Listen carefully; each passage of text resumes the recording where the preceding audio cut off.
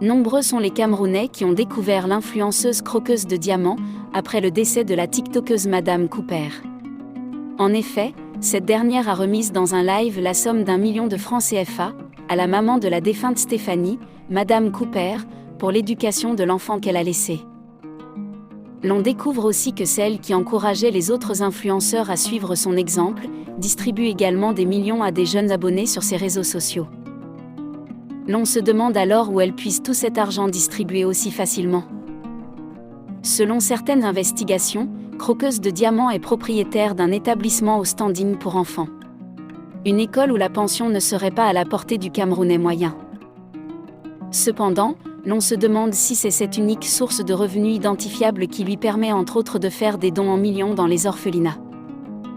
Pour ses détracteurs, elle ferait également le ligne de Dubaï.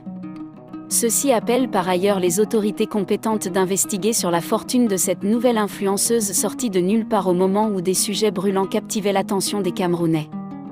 Croqueuse de Diamants poursuit ses œuvres de bienfaisance malgré les critiques sur les réseaux sociaux. Il y a quelques jours, j'ai passé une journée parmi les enfants de l'orphelinat Divine du quartier Village dans le 3e arrondissement de la ville de Douala. Il s'agissait d'une action de charité.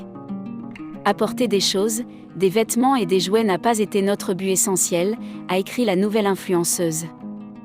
Croqueuse de Diamants ajoute, on a surtout voulu discuter pour connaître leurs douleurs, leurs désirs et partager un repas tous ensemble.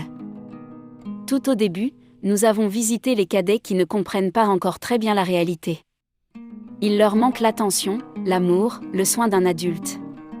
J'ai remarqué qu'ils sont très obéissants. Nous leur avons promis de leur apporter la fois prochaine un tas de choses. C'est un devoir sacré, car il ne faut pas trahir une nouvelle fois un enfant trahi déjà par ses propres parents. Il ne le mérite pas.